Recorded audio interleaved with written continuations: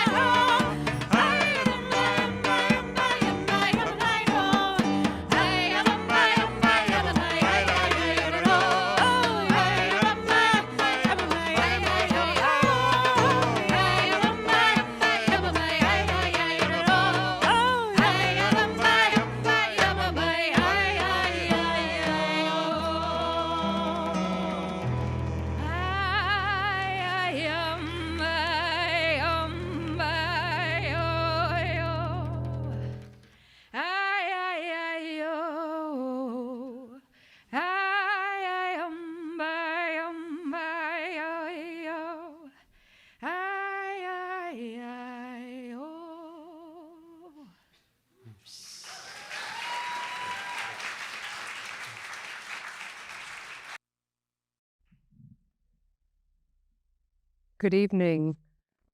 When I walked in the room this evening, it was so uplifting. People didn't want to sit down. That felt so uplifting because they wanted to stay connected.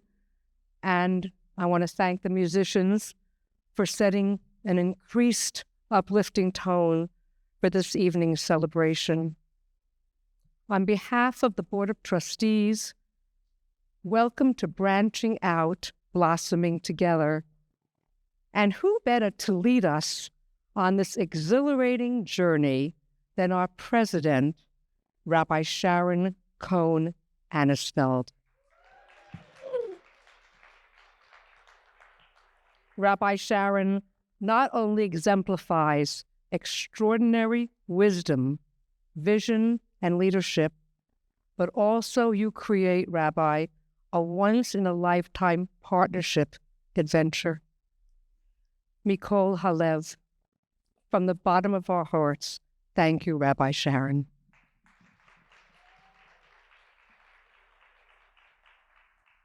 Significant perspiration is required to cultivate inspiration. We recognize the Capital Campaign Committee for its vigorous efforts. A round of applause to this evening's honorary host and our dear friend, Suzanne Prebash.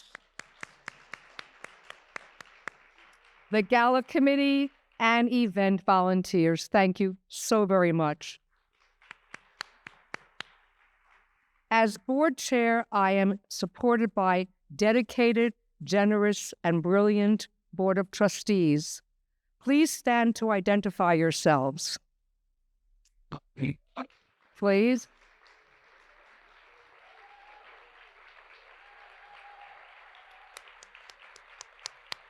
I would like to give a special shout out to Myra Snyder, our board member. Talk about blossoming. All the flowers in this beautiful space, this sacred space, was set up and provided by Myra. And she gifted me with my yellow fascinator, a luminous color that attracts light, exuberance, and abundance. We thank each past trustee whose invaluable contribution has paved the way for Hebrew College's success. Please stand and be recognized, past trustees.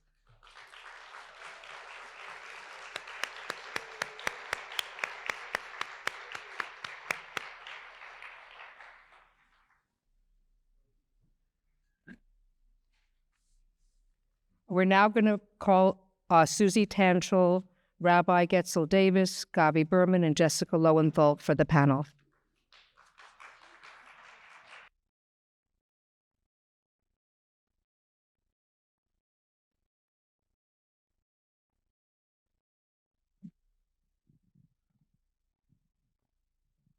You're already sitting in your seat, so you don't have to be afraid that I'm going to call you to move anywhere now.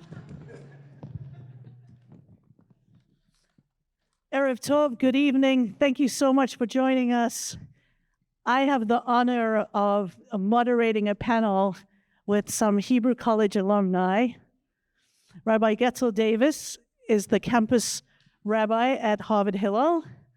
Rabbi Jessica Lowenthal is a rabbi and education director at Temple Beth Shalom in Melrose.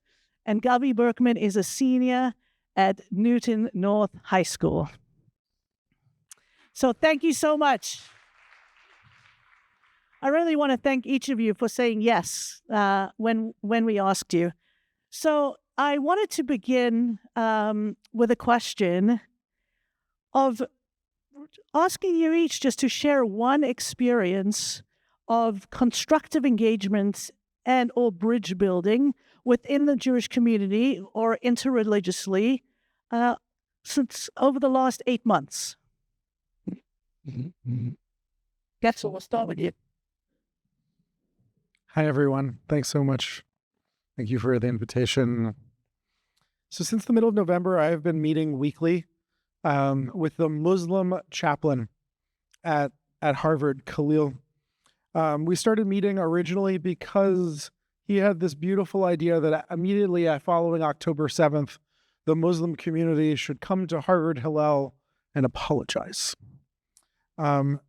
The truth is that this was a beautiful idea, but it's never to date come to fruition. His community, and often mine as well, has been too angry, too hurt to be able to do anything publicly together. We've tried a dozen different experiments to bring our student communities together, a communal morning circle, bringing in an outside mediator, a trip, an interfaith iftar, and each one has fallen apart because of the deep divisions on campus. Everyone feels isolated and is unable to really sit and witness and engage with the other's deep isolation. But Khalil and I have continued to meet together, to eat together. We have lunch weekly, to mourn together, to know each other. In fact, our families have gotten to know each other, and we hold each other's deep confidences during this very difficult year.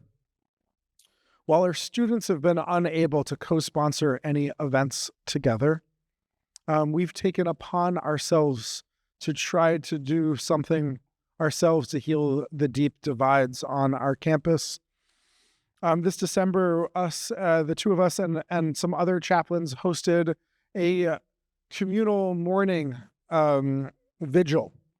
While it might not seem like a big thing to pray not just for your own losses, but for the losses of the other, this act on Harvard's campus gained national attention.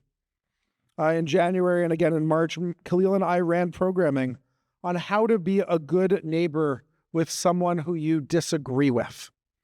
We offered a different model to Harvard, what I would say is a very Jewish model and also a very Hebrew college model.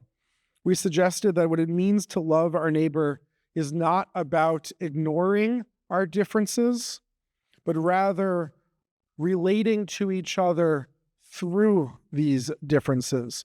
Both of these events actually drew over 1,000 Harvard affiliates, both in person and remotely, who were seeking this sort of questions and this sort of engagement. Because of our deep friendship and camaraderie, Harvard has asked Khalil and I to give the opening benediction at Harvard's commencement this year.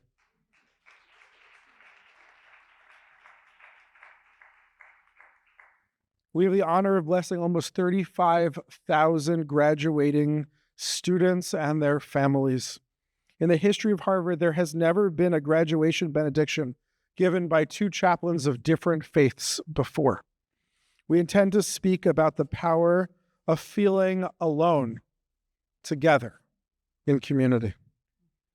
Even though we continue to struggle to bring our communities together, we as individuals and now as friends have become teachers and symbolic exemplars that such relationship is possible over and through difference.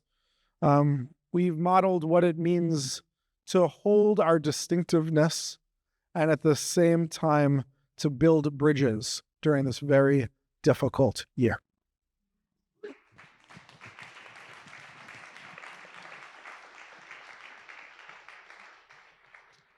Amen. Thank you, Getzel. Jessica. So on October 15th, my synagogue at Temple Beth Shalom in Melrose, we did hold a communal morning service. The synagogue community had come together earlier in the week, but this was really open for everyone, open to all of Melrose. As someone who's been deeply involved in Israel and a shared future for Israelis and Palestinians, I knew how divisive this moment could be. But we managed to hold the complexity, horror, and anguish together, regardless of people's particular political leanings. The first non-Jewish person who called me after the 7th was a friend of the synagogue, Maya. She is Lebanese Muslim and a city councilor in Melrose. And we just cried together. And I asked her if she wanted to come to the service. No pressure. We talked like 17 more times in 24 hours. And in the end, she decided to come and to speak. So on that Sunday, we all spoke from our hearts, we all cried at the bima, and we all mourned. It meant the world that she shared this moment with us, and I was able to reciprocate a few months later at a Palestinian gathering. Since then, 4 of us have been meeting to talk. Myself, another Jewish woman with Kurdish Israeli family, Maya and Mohammed, a Palestinian Melrosian. We did not always agree. We often painfully disagreed. But one central idea kept us together. Our future is shared. Both Jews and Palestinians are indigenous to this land, and we cannot erase one or the other. Together, we have written and spoken about how divisive language, Islamophobia, and anti-Semitism only move us farther from peace and harm those who are living in this war. Sometimes we've taken long breaks, needing to be angry or hopeless for a bit, but we always come back together time after time. I do not know if my path is the right one. It is certainly not the only way to exist in this moment. And many might see this conversation as naive or futile, claiming that we must defend our people first. Maya and Mohammed face backlash from their communities as well. But no matter how painful and scary things are for us, we are not being bombed and attacked as those in Israel and Gaza are. So we are not allowed to give up hope or settle for an extremist viewpoint. I cannot ask that of anyone living under war, but I can ask that of those of us in America. I do not know if I'm right, because none of us actually know if we're right. But if we follow our hearts and lead with empathy, civility, and deep, deep love, I truly believe that we can create a different future, first in Melrose, then in Massachusetts, and then maybe we'll reach to Israel and Gaza.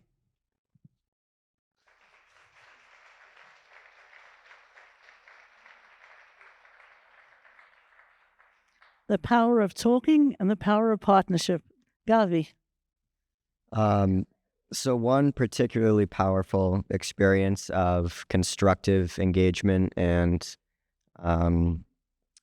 bridge building over the past 8 months was through a program called the Dignity Project through Hebrew College.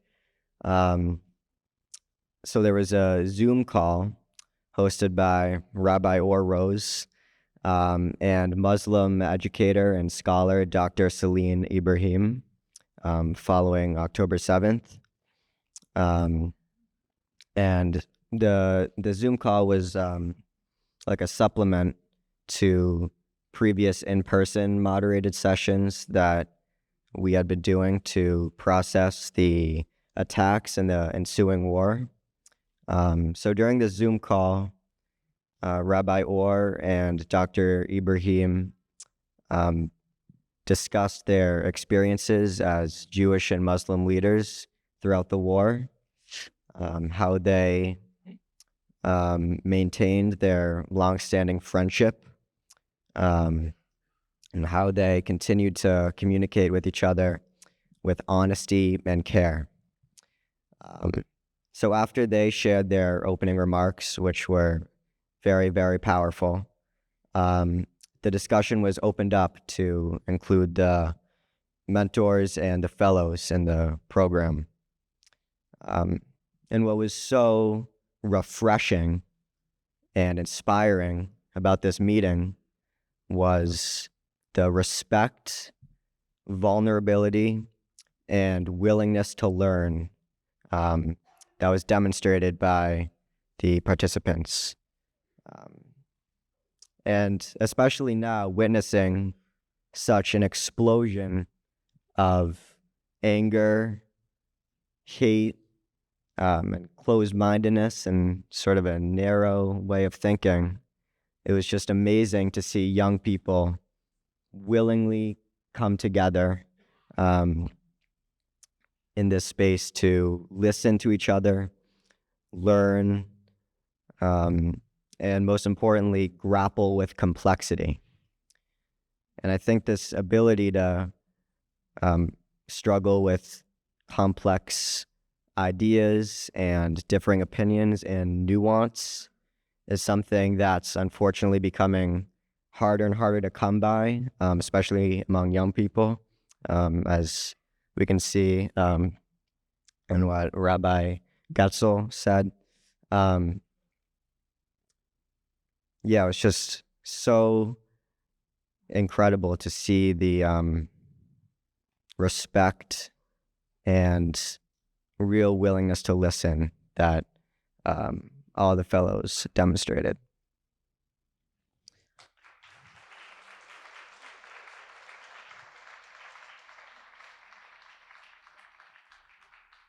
So, Gavi, we're going to stick with you for a moment. And I deeply appreciate what you're saying about navigating complexity and really being able to handle nuance. And I'm wondering, this is going to be to each of you, starting with you, Gavi. I'm wondering, was there a particular value that either motivated your participation or guided your participation during a time as a Dignity Project Fellow? Yeah, so one value I would like to highlight from this experience was curiosity. I think our ability to have such a constructive dialogue through so much difference of opinions and where we were coming from, this didn't stem from us just trying to please each other and be nice to each other. What it really came from was genuine curiosity and interest in what we were all saying. So I truly believe that when dialogue is rooted in this genuine interest, that is where it truly becomes constructive, and that's where we can build from. So I really want to take this value of curiosity with me in the future into college and beyond. Because I didn't really realize the importance of just being curious about what someone else thinks until I got the opportunity to participate in this fellowship. So That's fabulous. I bet you will take that with you to college and beyond. Thank you, Gavi. Jessica. I'll also just remind you to silence your phones. So for me, one of the best parts about studying at Hebrew College is getting to spend half of your day with Chavruta. You sit with someone that you might not know very well, and after the first few months of studying together and unpacking the text with them, you've now learned every deep, dark secret about each other that came up in strange and unusual ways during the conversations. And often we read things very differently.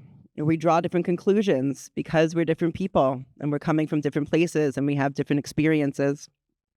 And we have to learn pretty quickly how to navigate difficult and sometimes very emotional conversations while continuing to develop our personal chavruta relationship and maybe actually getting the work done for class. I think a lot about Hillel and Shammai. It feels a little... You've all probably studied this, but that's okay. So why does Hillel win so many more arguments than Shammai? It is not because Hillel is right and because Shammai is wrong. They are both correct. Both are the living words of God. But Hillel does something very special. The students and Hillel himself, they not only acknowledge Shammai's point first, but they're able to actually argue it.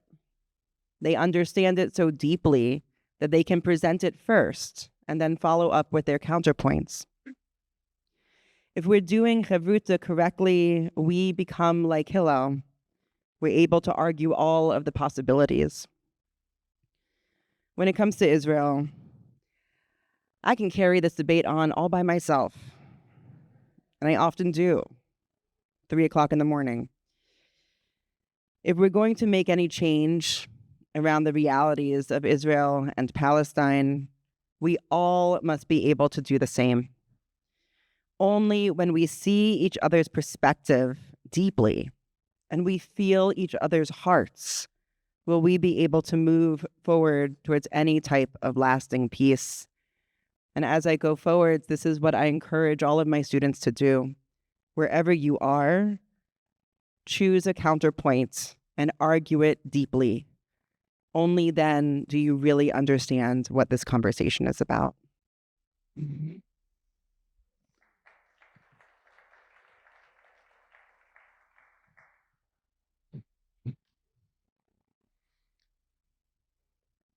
So I too was thinking about Hillel and Shammai and machloket l'shem shamayim, disagreements for the sake of heaven. It just felt like that midah, that quality, that value, so embodied by this place, was so important for reaching out during this time. One of my favorite sources on the value of machloket comes from Rabbi Nachman of Breslov. He writes, Likutei Maran 64, know that machloket, disagreement, is analogous to the creation of the world, which consisted of creating an empty space, the halal hapinui. For if it were not so, everything would be infinitely divine, Ein Sof, and there would be no space left for the world. Therefore, God contracted the light to the sides, and an empty space was left where the world could be created, with all its time and spatial dimensions. So too is the case with machloket, with disagreement. For if all the wise ones were united, there would be no creation of worlds. It is only when there is disagreement between them, and they divide, and each one draws to one side, then a space is created between them, which is analogous to the halal panui, the empty space, and the contraction of the lights, by which the world itself was created. So this, I imagine a disproportionate number of people in this room are familiar with Lurianic Kabbalah, but Rabbi Nachman is using the metaphor of tzimtzum from the Lurianic creation myth to describe the interactions between people. Just as God needed to pull back in order to create space, almost like a mother creates space in her womb to grow an other, so too do we, in order to enter into real relationship, need to allow for difference, to not act upon each other, but to create space and differentiation and draw to the sides. And in that space, our holy texts are created and our holy relationships are created. If we're not able to create spaciousness, if we're not able to be different, then really we're just in relationship with ourselves. We're into our fantasies of who the other person is. But when we're able to stop and we're able to mitzamtzem, to pull ourselves back, just like parents have to learn how to do, we're able to actually engage with an other. And from that, there's able to be sacred creation. So I want to really thank each of you for your heart-filled words and actually even more for the work that you're doing out there in the world. Much success as you continue, and thank you for inspiring us all here tonight.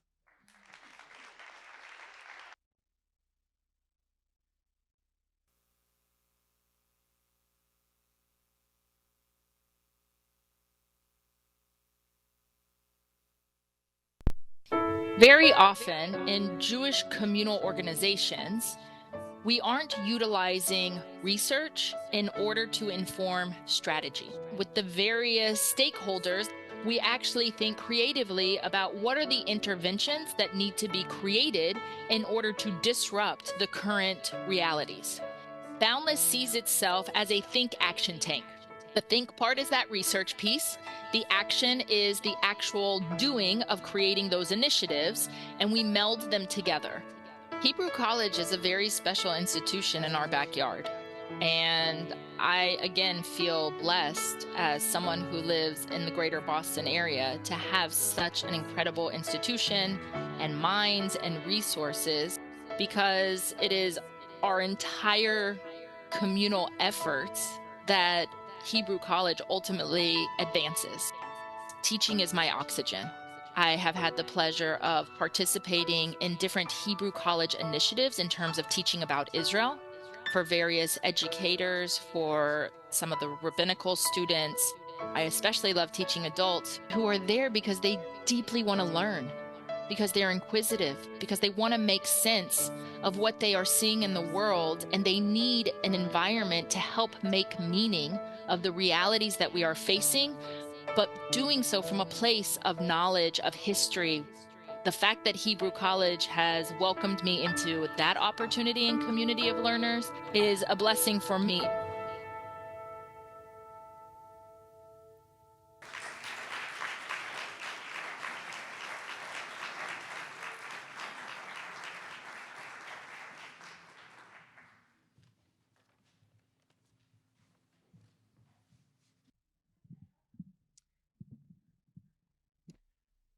Rachel, I get to thank you for something quiet but amazing you did for Hebrew College. Last year, Hebrew College had to deacquisition thousands of its books to move from our old library to our new space. And the first step was to choose which 15,000 books were coming with us and which we would try and find another home for. The choosing sounds easy. Each faculty person in their area of expertise had to walk through book by book and decide which ones to keep. For people who love books, choosing which book to keep turned out to be very hard. I came across one of our professors in a fetal position, just couldn't make the decision. The books that we had more than any other were books on Israel, were Hebrew College. For a 75-year period, any book that mentioned the word Israel in any language, our library had. And we needed a serious Israel scholar to deal with the Israel books. So I called you. I said it would maybe take 30 minutes, which is like when I tell my wife I'll be home in 2 minutes. It was a lot. You got that. I showed you the books, the section of books, and then I said there's some more in that section, and then I said, as far as the eye can see are our Israel books. 30 minutes became an hour, became 2 hours, became 3 hours, became 4 hours. And I interrupted you saying, thank you so much, amazing. And you said, this is important, I'm going to do it. And I imagine this is said by you a lot. Your work at Brandeis against anti-Semitism now, your national work on Israel education, your scholarship on binationalism, your leadership at JCDS, all of it speaks to a love and care for the Jewish people. All of it, I imagine you saying, this is important, I'm going to do it. It is my absolute pleasure to present you with the Esther Award for your commitment to saying, this is important for the Jewish people, I'm going to do it. And for that's been very trying to do it. I'm sure.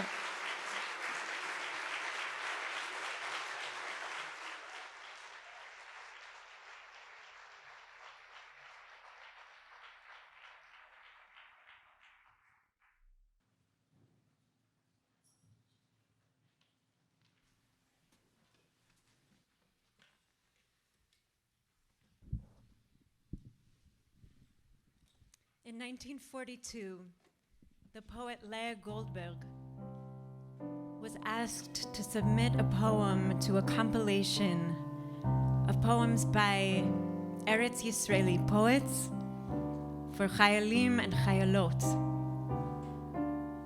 The compilation was called Basa'ar, in the Storm. Most of the poets wrote of military resistance, of victory. And in her own form of resistance, Leah wrote something very different. In case you can't read the translation behind me, I'm going to read it to you. And will they ever come? Days of forgiveness and grace, when you, and this is in Hebrew, you hear that the you is a woman.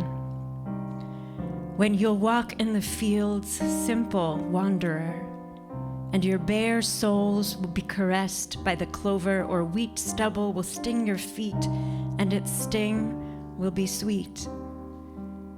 Or the rainfall will catch you, the downpour pounding on your shoulders, your breast, your neck, your head, and you will walk in the wet fields, quiet, widening within you like light on the cloud's rim.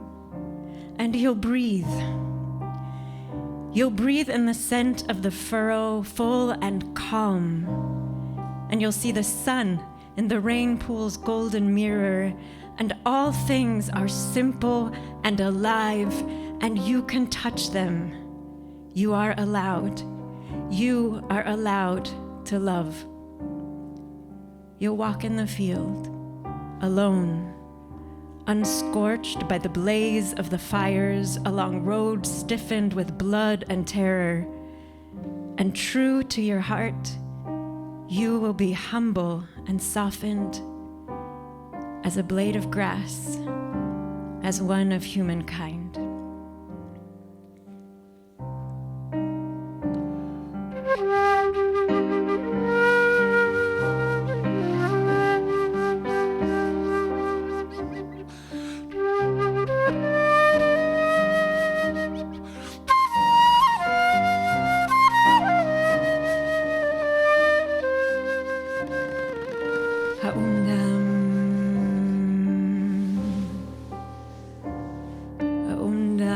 עוד יבואו ימים בסליחה ובחסד,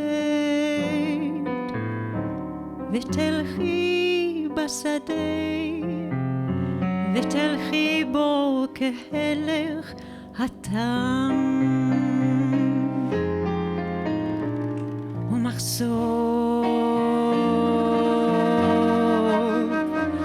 ומחשוף כף רגלך ילטף בעלי האספסת, ושלפי שיבולים ידקרוך ותמתק דקירתם, אור מטר ישיגך עד טיפותיו הדופקת על כתפייך, חזך צווארך וראשך רענן, ותלכי בשדה הרטוב וירחב בך השקט כאור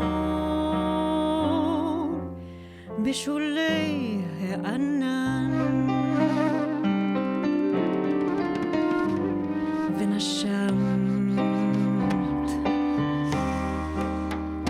ונשמת את ריחו של התלם לשום ורגוע,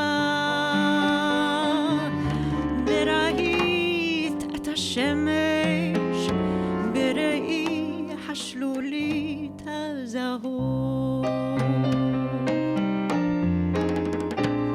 ופשוטים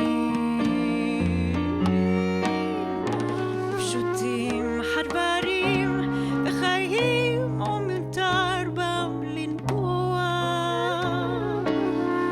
ומותר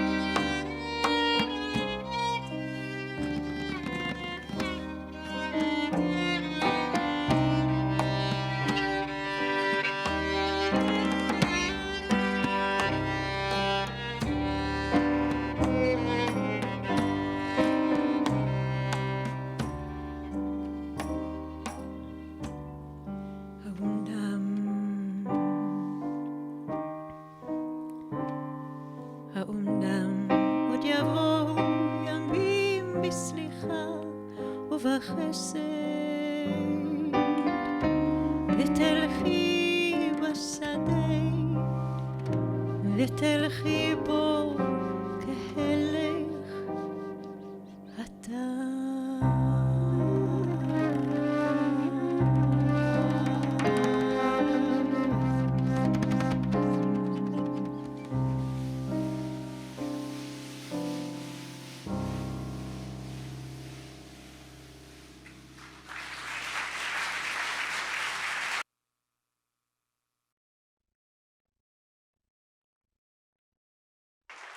Hey. Erev Tov, good evening, everyone. Oh, what a sweet and grounding piece of music. Thank you, that was beautiful. It's so good to be here tonight with all of you. It's so good to be here together in community. The Hebrew College Gala always feels like a family reunion. And it's a time when, gosh, do we need the nourishment of relationships as much as we ever need them. And it's so good to be here celebrating the important work of Hebrew College and, of course, our honorees. Mazel tov to every one of you.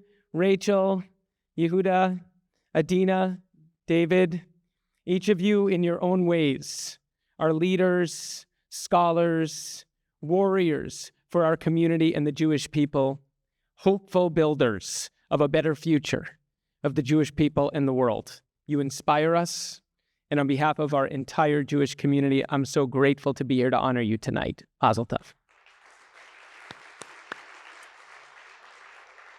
Sharon, Susie, Nancy, thank you for your friendship and for your leadership of Hebrew College and of our entire community. So we're here tonight as we just wrapped up Rosh Chodesh, which is the first day of the new month of Iyar. And one of the things I love about Judaism is that we celebrate every new month like it's a new year.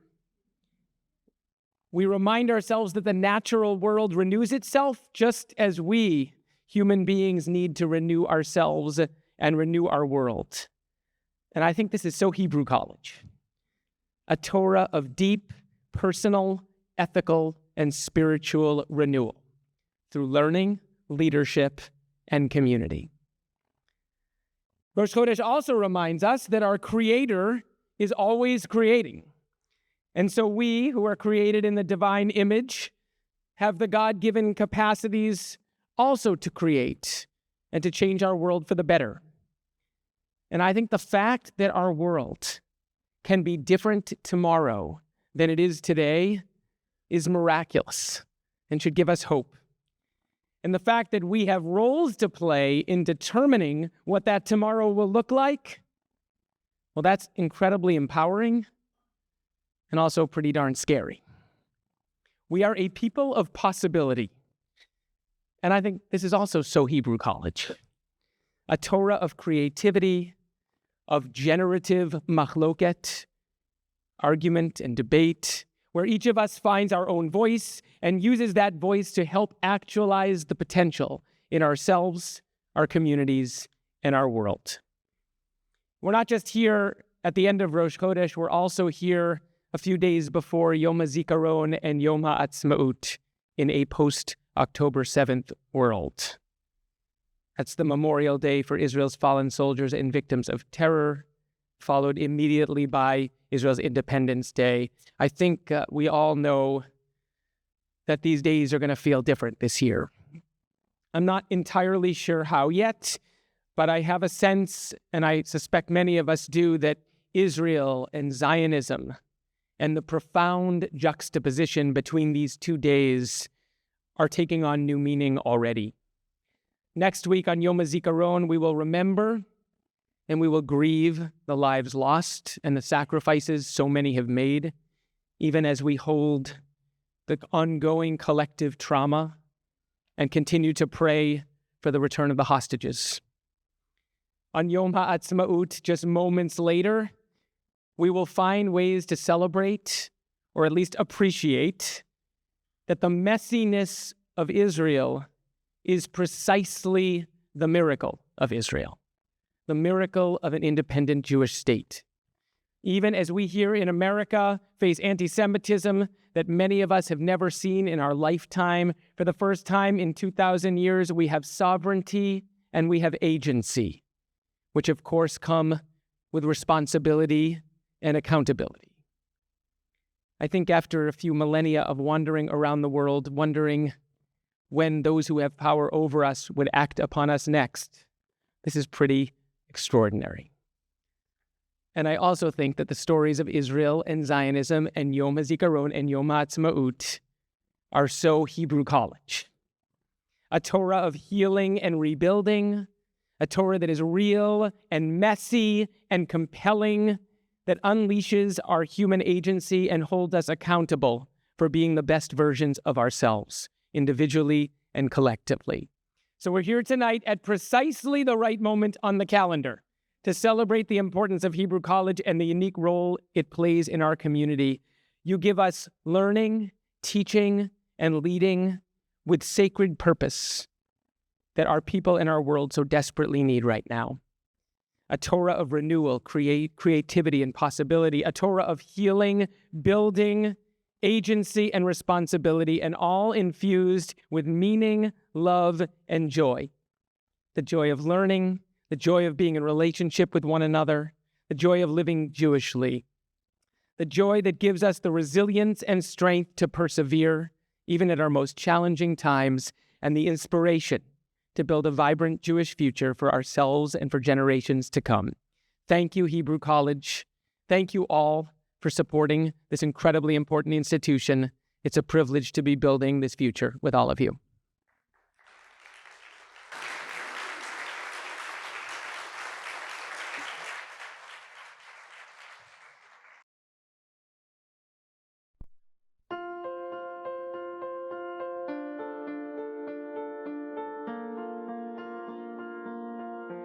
The challenge grant to Hebrew College has a very long and secret history. And it begins with my uncle in Israel. His name was James Sassover. He would go to the beach, for example, in Haifa, and he would come in a suit and a tie, etc. He would dip his feet in the water, and then he would sit in an armchair under an umbrella and watch the rest of the family having fun. This is a true story. One day, he's sitting on the beach, and toward him comes a man who looks very much like him, with a suit and a bow tie. And the man says to him, "Yislach li Adoni, האם יכול הוא להיות לי לעזרה ולהפנותני למחוז חפצי?" Forgive me, my sir, could you please direct me? This is now not very elegant English. Could you please direct me to the place I want to go to? So my uncle was so amazed that somebody who looks like him would come on the beach. So he invited him to sit next to him, and they went into a long discussion. And he got his name. His name was Isaac Zilberschlag. Isaac Zilberschlag was the president of Hebrew College. After the conversation, my uncle called me.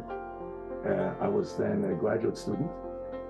And he said, "I met this guy, Isaac Zilberschlag, and I told him he should call you when he gets back to Boston." So I said, "Well, what did you tell him about me?" He said, "Well, I said, I have this amazing nephew. You've got to meet him, blah, blah, blah." So Isaac Zilberschlag called me. And the result was that I ended up teaching a year-long course on Jewish history at Hebrew College. It's something that nobody at Hebrew College knows. And in Hebrew. And I had a decent-sized class. And it was sort of fun. And so I've had a long history with Hebrew College. My time at Hebrew College, those 6 years that I spent in the Beit Midrash and so deeply immersed in that community, was foundational to everything that JSP now is. I often say to people that it was like a living laboratory. It was a place where I was encouraged and supported in experimenting and playing and iterating, and where Beit Midrash was so central to our studies, which is, I think, one of the reasons so many of us love and are drawn to Hebrew College, and where I had a chance to bring in this other practice, this art-making practice that I learned from, inherited from my mom, from the field of art therapy, that I had a chance to bring that into the Beit Midrash, to actually expand what Beit Midrash means and how it can be used and how it can affect our lives. I love, along with my wife, Beryl, to feed our brains. And it's lovely to be able to take classes. My wife and I always look forward to taking the class, but more importantly than that, getting a chance to meet other participants in the class, as well as after the class is over, my wife and I sit and talk. And we discuss what we learned and what we agree with and what we don't agree with. It's just wonderful, and we've attracted a number of our other friends to take classes with us. I think that Hebrew College has done something that's quite different. Hebrew College created MEA, which has been a wonderful program. And you have a trans-denominational rabbinical school, which is a great idea, bringing the Jewish community of all walks of life and of all denominations into the rabbinical school. Hebrew College, of course, had the right idea. I think what attracted me to and what motivated me to give this challenge grant was namely the idea that Hebrew College, it's really bringing the community together. It's really exciting that we're entering our 9th year as Jewish Studio Project, and we now have the capacity to establish significant regional presence in Boston. We feel so excited about cross-community partnerships. I think, as I said, this work being so adaptable means that it can work. We want to work with Jewish Women's Archive and with Keshet and with Hebrew College and with Mayim Chaim and with shuls and with educational leaders, and really supporting people to be able to both use this, leaders to use this to support themselves and to adapt it to bring to their own educational and spiritual contexts. It's been a very hard year for all of us. I'm one who really focuses on the hope side of the house. Hebrew College continues to flourish in terms of our reputation, and our reputation not only in New England, but throughout the U.S. and the world. Our commitment to Jewish values and education, and our enrollment both in the rabbinic school and in our community education continues to grow. And we continue to make a significant difference in the community that's tangible and that you can feel, and very much via our graduates who are undertaking such meaningful and impactful roles. Look, we've had these kinds of periods in the past. This is not unique. I think that a lot of Jews are frightened. A lot of Jews don't know really what it is. There's the expression in Hebrew that from the Tanakh to the Palmach, nobody knows anything about the history of the Jews. From the Bible to the fighting forces in the War of Independence. And there's something true to this. And as I said before, I think that knowledge is power. If you have knowledge, you can walk around proud of who you are. And I think that's what gives me hope. I think Torah gives me hope. I think the evolving, ever mutable interpretations of Torah and this text that we've all returned to generation after generation again and again, and just continue to find new meaning and new guidance from, given the times that we're living in. I think about the unique alchemy that happens when we bring ourselves in this moment, our chavruta, this text, and this moment in the world that has never come before, and this combination will never come again, that something magical can be born, and that interaction and that unique alchemy really gives me hope.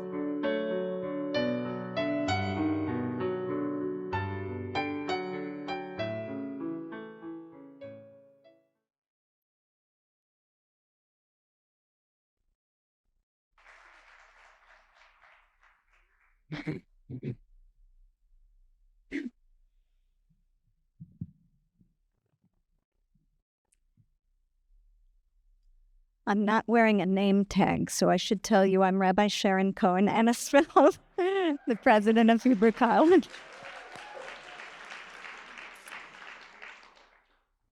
On behalf of the entire Hebrew College community, it's now my honor and pleasure to invite each of our esteemed honorees to come forward one at a time to receive some words of gratitude and blessing.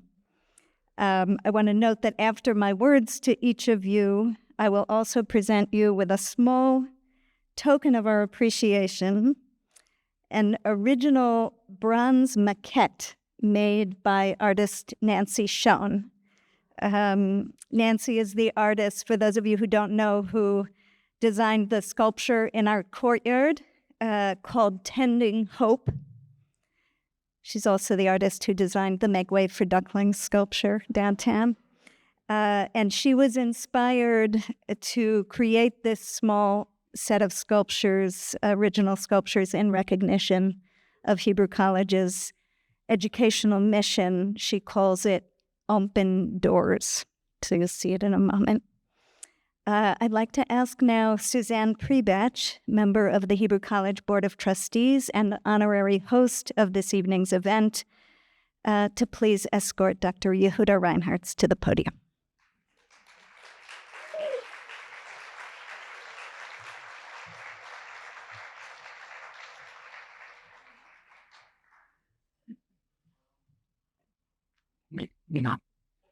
You'll find her. Jehuda, I want to thank you for sharing the until now secret story of the meeting between your uncle and Hebrew College president Isaac Silberschlag on the beach in Haifa, I think more than half a century ago, probably. It's fun to have that window into the little-known history of your relationship with Hebrew College, and I especially love Silberschlag's question. I want to repeat it here. Yislach li, Adoni, ha'im yachol hu lihiyot li le'ezra ulehafnoteni limchoz chefzi. Amazing. So again, translated, excuse me, might my sir be able to be of assistance to me and help point me toward my desired direction? Yeah. Why do I love this question? First, of course, because with the endearingly awkward formality of its time, it reveals something profound about the revival of the Hebrew language, which has been essential to the mission of Hebrew College, of course, since its founding. When Silberschlag says, "Lahafnoteni limchoz chefzi," point me toward my desired destination, he may be simply asking a stranger on the beach for directions, but his words reverberate with echoes of Psalm 107 and of the traditional Tfilat HaDerech, the traditional traveler's prayer. As is so often the case with modern Hebrew, even the most mundane word or phrase can be wonderfully thick with layers of meaning and memory. The second reason I love this question is a little more personal, because I want to claim that it is essentially the same question that I asked you, Jehuda, when I first came to speak with you about the capital campaign for our shared campus. Ha'im yochol hu lihiyot li le'ezra ulehafnoteni limchoz chefzi. At the time, we had a vision of our desired destination, but we certainly didn't know how we were going to get there. You helped show the way. We were at the very beginning of the campaign, and you said to me, "The Mandel Foundation will give you your last $1 million." It was an extraordinary act of both generosity and imagination. The ability to see beyond what was to what could be. This, I believe, is what the Talmud means when it says, Ezu Chacham, who is wise, haro'eh et hanolad, the one who sees what is being born. Tonight, having not long ago completed our capital campaign, we thank you for seeing and for believing in what was and is being born here at Hebrew College. Thank you for the countless ways in which, as a scholar, an educator, and an institution builder, you have helped our community resist the narrowing of the imagination and remember that things have not always been and will not always be the way they are right now. You model a deep and abiding commitment to both history and hope, and in doing so, you remind us that we are not prisoners of the present moment. We can and must seek to create a better world. Thank you for pointing us in the right direction, as your uncle did for Isaac Silberschlag decades ago on the beach in Haifa. And in the words of the Traveler's Prayer, may we all be guided together toward our desired destination, l'chaim u'lesimcha u'leshalom, toward life, toward joy, and toward peace. Wait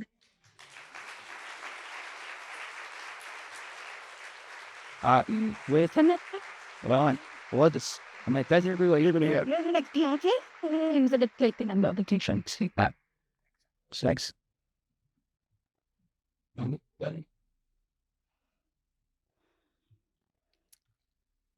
Now I'd like to ask Rabbi Becky Silverstein, alumnus of the Hebrew College Rabbinical School, class of 2014, and immediate past board chair of the Jewish Studio Project, to please escort Rabbi Adina Allen to the podium.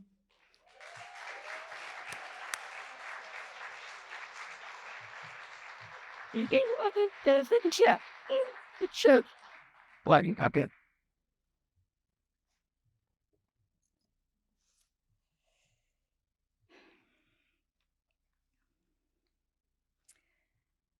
Adina, it was exactly 10 years ago that we ordained you as a rabbi. Sure. And I had the honor of giving you your ordination blessings. It is true. In that bracha, I don't know if you remember, I quoted your beautiful teaching about dimdumei hachama, the reddening sky of the setting sun, as a propitious time for prayer. Perhaps, you wrote, the rabbis are emphasizing the importance of being awake to moments of transition through the discomfort of not knowing what will come next. Perhaps praying im dimdumei hachama is offered as a daily practice to help us remain present, conscious, and grounded through life's changes. It's a good teaching. Returning to that teaching of yours now, 10 years later, I am even more moved by its prescient wisdom. Who could have imagined the changes that we would see over these last 10 years? Of course, that is the point. None of us could have anticipated what those changes would be. We never can. But you've been teaching us all along that anyone who's paying attention knows that change itself is the constant. And if we can learn to befriend it, rather than fight it, fear it, or flee from it, we will be more fully alive. Now, here's the thing. A lot of people say things like that, and we both know it's just annoying. As I said, the first time I ever heard the expression, life is not for sissies, great, then what are we sissies supposed to do? But thank goodness, you don't lecture people about not being afraid of change. In fact, you don't lecture people about anything. You listen to them, and more importantly, you ask them to listen to themselves, to roll up their sleeves, get their hands dirty, and see what happens.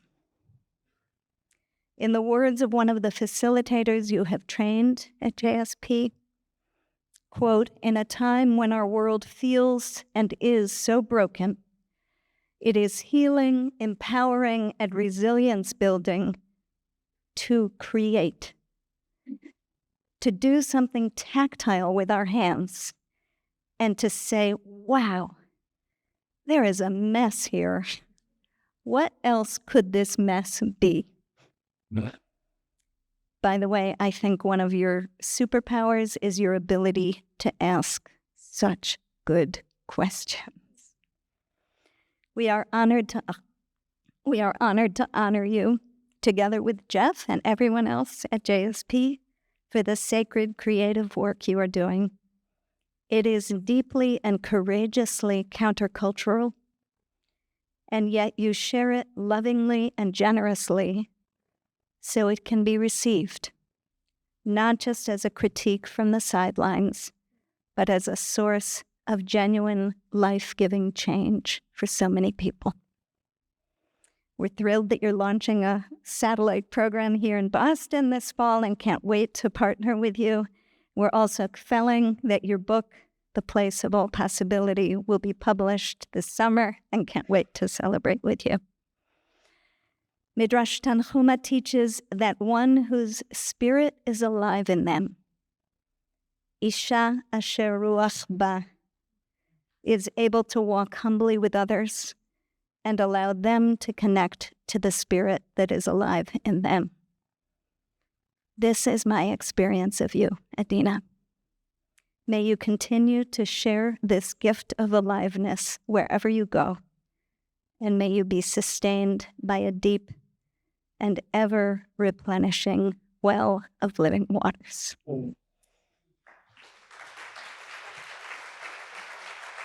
Hey, this one thing had send this back. And it's ready. They kind of start right to take it.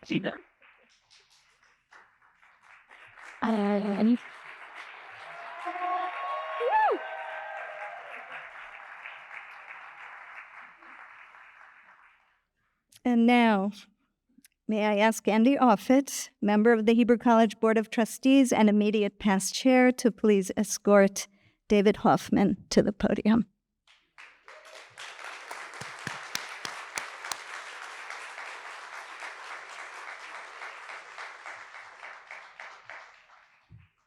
Right, please. Yeah, it's right.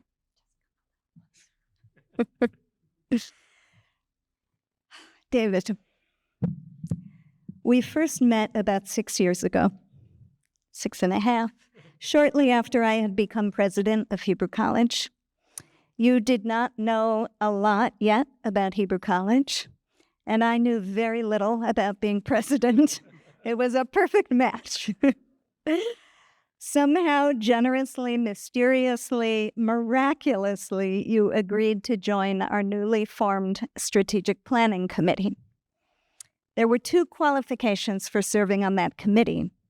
Everyone had to be smart and kind. We needed people smart enough to solve some pretty intractable problems and kind enough to do so together. I knew you would bring both of those qualities to the table, but I had no idea you would epitomize them so fully that you would set a new bar for the rest of us. With your blend of analytical insight, interpersonal sensitivity, integrity, humility, humor, and hard work. Soon you had developed a detailed list of about 130 recommended action steps for us to get to a sustainable business plan. But you were not like most people who like to make long lists of recommended action steps for others to follow. For as long as we've worked together, your 2 most common refrains have been, I don't want to step on anyone's toes, and I'm happy to help. Over time, unable to resist the bribe of a tuna sandwich from the old Union Station Cafe, you accepted an invitation from me and Andy to join the Hebrew College Board of Trustees. You quickly became an invaluable member of our finance committee and then treasurer. And together, you and Beryl have also become devoted adult learners through the college, bringing your long-standing passion for learning to the study of Jewish history, thought, and literature. I think you know I am not prone to hyperbole. I am not exaggerating when I say that there is not a single aspect of the college's operations that has not been made better because of your dedicated involvement.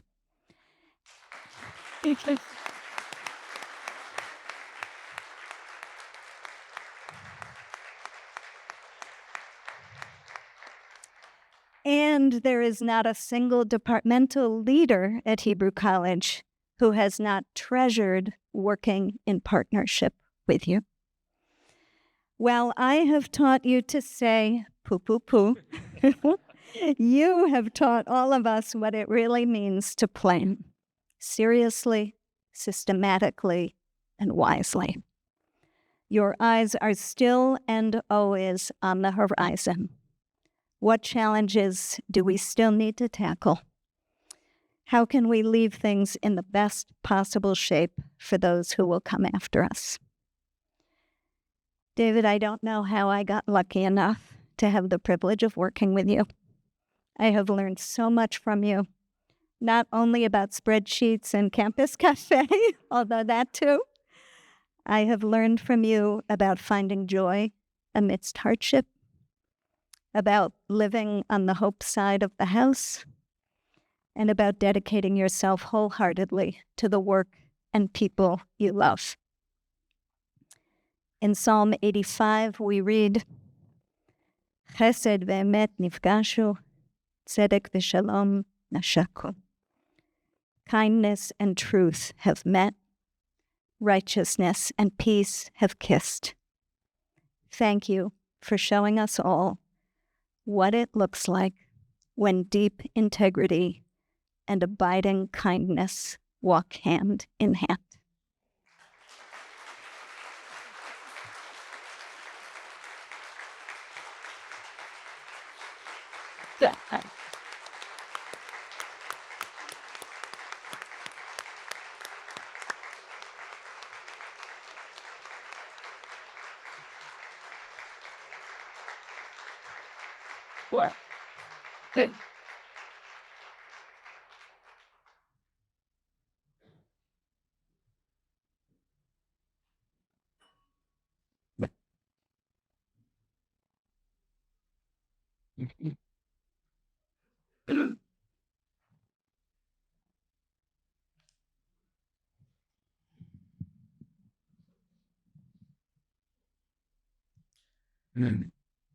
This is Hebrew College. The impact of alumni rabbinical students and a Dignity Project fellow. Music and song that, as the Zohar says, opens the heavens. Passionate remarks from our CJP CEO and President and warrior, Mark Baker, and important honorees, impactful honorees who really make a difference in community. Now I have the honor of introducing Naomi to share her story about her journey in rabbinical school, to rabbinical school.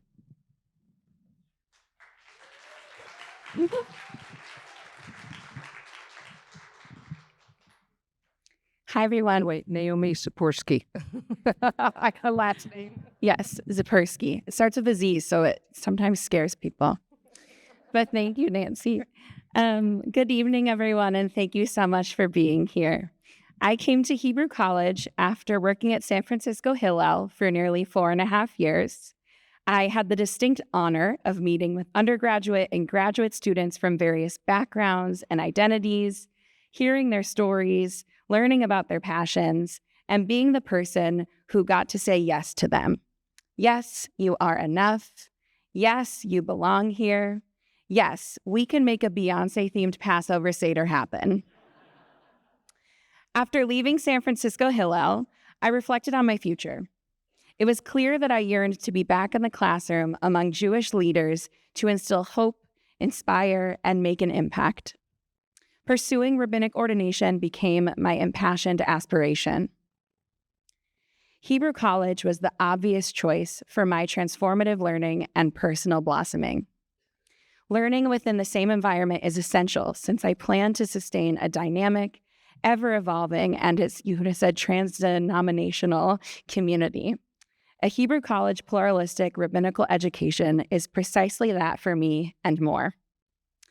Just as my fellow students and I learn to show up for the community, our traditions, and ourselves with an open, listening heart and a curious mind, I anticipate that the stories I hear and hold will transcend my expectations.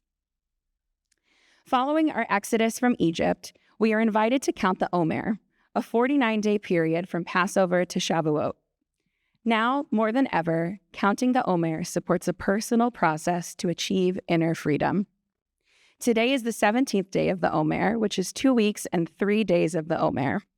We contemplate Tiferet of Tiferet, or compassion in compassion. Genuine compassion is limitless. We place ourselves in the other person's situation and experience. On this day, we express compassion in a new way, one that goes beyond our previous limitations. So we'll invite you to rise as you're able to join Nancy and me as we recite the blessing over the Omer. Baruch atah Adonai Eloheinu melech haolam asher kidshanu b'mitzvotav v'tzivanu al sefirat haomer. Hayom shiv'a asar yom sheham shnei shavuot u'shlosha yamim la'omer.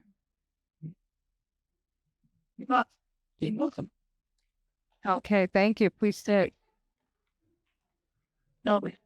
Thank you, Naomi Sapersky, our second-year rabbinical student. Okay, I'll tell you, Rabbi, you spoke so emotionally. Following you takes my breath away. Okay, counting the Omer from Passover to Shavuot, an inspiring and impactful 7-week Jewish tradition to prepare us for receiving the Torah. 49 days of practicing loving kindness, justice, compassion, endurance, humility, bonding, and leadership. As Naomi said, this evening we contemplate compassion in compassion. How do we step in another's shoes? One way to practice compassion at Hebrew College is increasing student scholarships. Some fast facts for you. 12.2% of the Hebrew College budget is for scholarships. 93% of ordination and 88% of master's students receive scholarships. Adult and teen programs are awarded scholarships. Hebrew College relies upon scholarships to help realize student aspirations while creating a diverse and inclusive community. I wouldn't be chair of the board if I didn't then invite each of us, it's my job to ask each of us to practice compassion by imagining ourselves in students' financial challenges. This evening's goal is to raise, in addition to what we've raised so far, $36,000 towards student scholarships. That's double high, 36. If each guest in this room were to consider an additional $136, another multiple of high, we would reach our $36,000 scholarship fundraising goal. To lead by example, our family foundation will inspire with a $3,600 donation. Our expression of gratitude to Hebrew College and its amazing staff, faculty, students, and donors, all of you. In front of you, you have a program book. The back, you will see a QR code, or write down on a pledge card. Okay? Consider a generous gift in addition to what you've generously given so far. Hebrew College students will approach you personally to thank you and submit your pledge to staff. We are truly grateful for any additional support you give us, and we are so grateful for your fervent friendship. Thank you.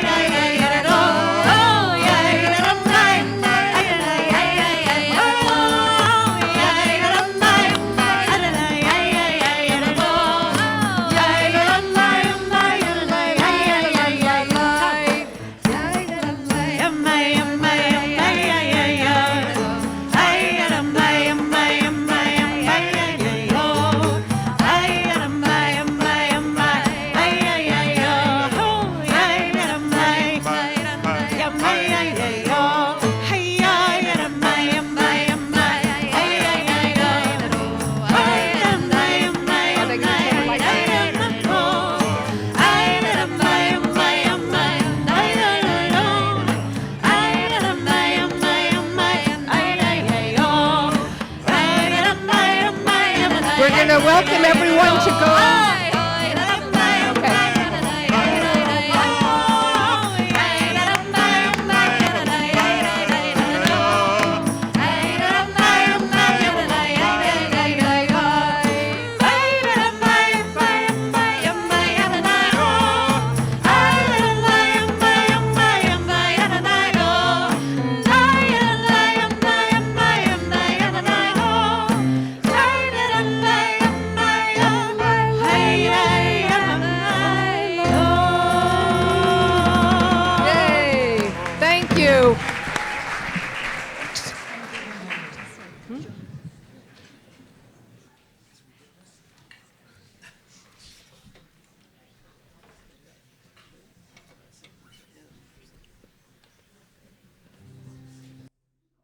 We're going to ask you, after this closing musical piece, to join us for additional sweetness at our dessert reception outside. Thank you.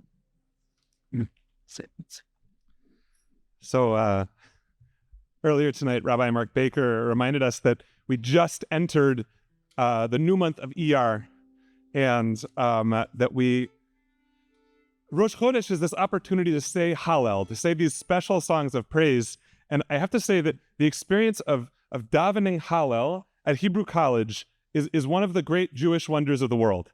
Like, it was such a privilege these last 2 days to daven with my teachers and my fellow students. And I've been so inspired by what I've learned in those davenings that I've written a few tunes for Hallel myself.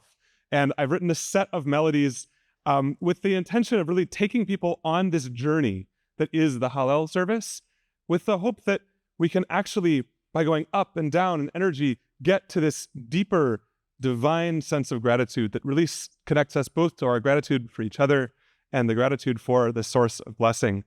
So I want to take you on a little mini version of that journey to close us out this evening. And I hope you'll join us. This music works best when everybody sings along with the words if you know them, or ay lai lai, ay lai loy, oy boy boy if you don't. We'd love to have you close out the night with us.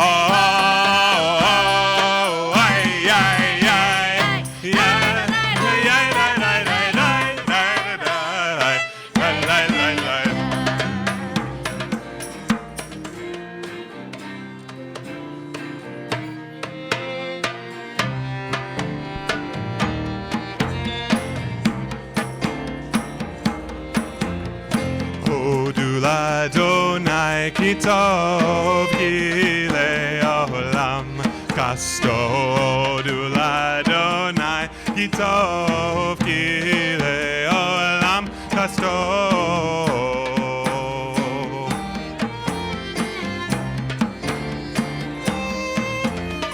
הודו לאדוני כי טוב כי לעולם כסתודו לאדוני כי טוב כי לעולם כסתוד הודו לאדוני כי טוב כי לעולם כסתוד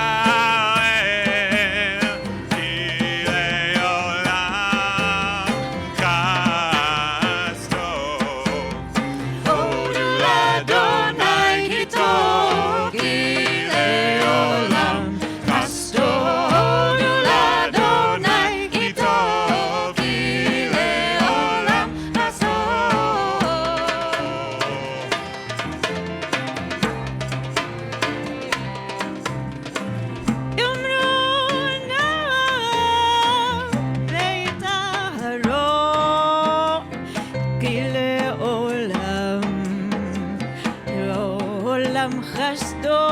Hodu ladon.